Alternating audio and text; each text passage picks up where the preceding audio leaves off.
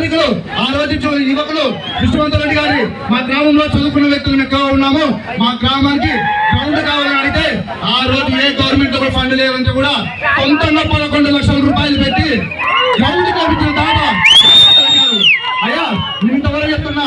ఇప్పుడు వరకు 10 సంవత్సరాలు ఎమ్మెల్యేలు గారు ఎక్కడంతా సొంత నిధులతో 1 లక్ష రూపాయలు పెట్టి కాలాలు వేశారని చెప్తున్నా.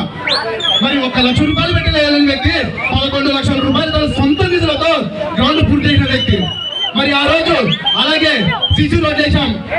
అయ్యా పెద్దగల్ జనరల్ హాస్పిటల్ దగ్గర శ్రీ కీర్తి శాస్త్రులు రాజవర్ధన్ రెడ్డి గారిని ప్రతిమాలితే ఆ రోజు రాజ్యసభ ఎంపీలను కూడా అడిగి 10 లక్షల రూపాయలు ఫండ్ చేసి మా గ్రామానికి సిసి రోడ్ చేశారు అక్కడ హాస్పిటల్ కూడా.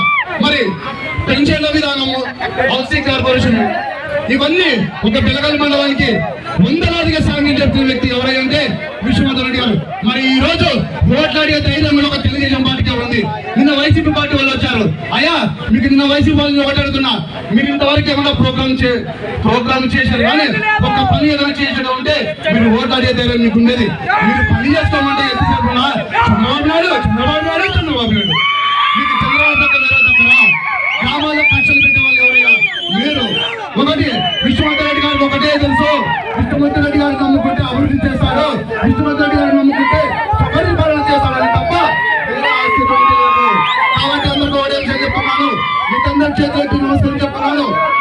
రాబోయే 11వ తేదీన మన బస్సుపాటి నాగరాజు గారికి అలాగే ఎమ్మెల్యే అభ్యర్థి బొగ్గల దస్తగిరి గారికి 11వ తేదీన అఖండమైన మెజార్టీ ఒక బెలగల్ నుంచి వస్తుందని మేము ఆశిస్తున్నాము. ఎందుకంటే తెలుగుదేశం పార్టీకి బెలగల్ మండలం కంచుకోవడం చెప్తున్నాం. ఆ రోజు నుంచి ఈ రోజు వరకు ఎప్పుడు మెజార్టీ తగ్గలేదు.